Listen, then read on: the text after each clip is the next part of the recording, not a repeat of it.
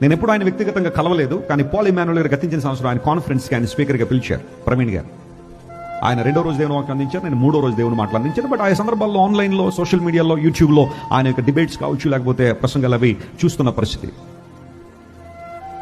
ఆ రోజు నేను స్టూడియోకి వెళ్ళాల్సిన సమయం అది. మన టీం మెంబర్స్ ఎవరు మెసేజ్ పంపించారు, దిస్ ఈజ్ వాట్ హ్యాపెండ్. ముందు కార్ యాక్సిడెంట్ అన్నారు, ఆ తర్వాత అది కూడా దివాన్ చెరువు దగ్గర అన్నారు. షాక్ అయ్యాం. వెంటనే బ్లెస్సీ వెస్లీ గారు, నేను బ్లెస్సీ గారు ఏమో వినుకొండ వెళ్ళడానికి ప్రిపేర్ అవుతున్నారు మీటింగ్ కోసం, సుమారుగా 5 గంటల జర్నీ ఇక్కడ నుంచి. బట్ వెంటనే మా పనులన్నీ ప్రక్కన పెట్టి పరిగెత్తుని వెళ్ళాం హాస్పిటల్కి. అప్పుడే తీసుకొచ్చారు బాడీ. చూసిన తర్వాత చాలా బాధ అనిపించింది. వెంటనే బ్లెస్సీ గారు వారి వైఫ్కి ఫోన్ చేసి, జెసికా గారికి ఫోన్ చేసి మాట్లాడారు, పరిస్థితి అంతా ఎలా ఉందని.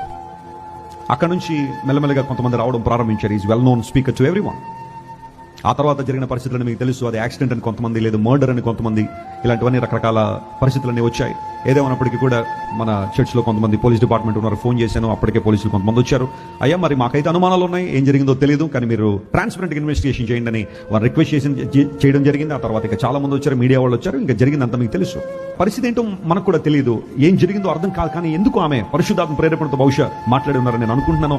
ప్రతీకారం అనేది మన దగ్గర లేదు. క్షమిద్దాం, తప్పనిసరి క్షమిద్దాం. Let us preach the kingdom of God.